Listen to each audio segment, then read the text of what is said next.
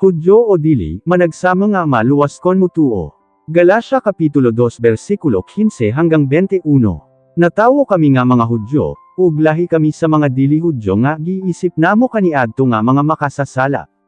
Apan karon nasayra na namo nga gipakamatarong sa Dios ang tawo pinaagi sa iyang pagtuo kang Hesukristo ug dili sa pagtuman sa kasuguan ni Moises. Busa kami usab nga mga Hudyo mituo kang Kristo Jesus aron pakamatarungon kami sa Dios tungod sa among pagtuo ug dili tungod sa among pagtuman sa kasuguan. Kay wala gayoy tawo nga pakamatarungon sa Dios pinaagi sa iyang pagtuman sa kasuguan.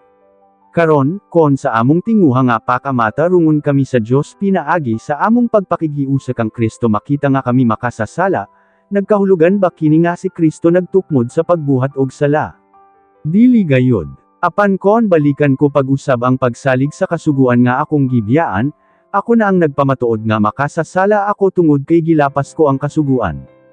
Ang tinuod, pinaagi sa kasuguan na sayran ko nga dili nako maangkon ang pagkamatarong pinaagi sa akong pagtinguha sa pagsunod niini. Ug karon nga dili nako ilalom sa kasuguan, gawas nun ako nga magkinabuhi sa Dios.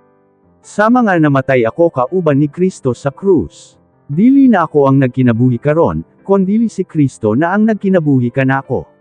Ug kining kinabuhi nga akong ginakinabuhi karon mao ang resulta sa akong pagtuo sa anak sa Dios nga nahigugma kanako ug naghalad sa iyang kinabuhi alang kanako. Wala ko gipakawalay pulos ang grasya sa Dios. Kay kon ang pagtuman sa kasuguan mao ang pamaagi nga pakamatarungon sa Dios ang tawo, naan walay kapuslanan ang kamatayon ni Kristo.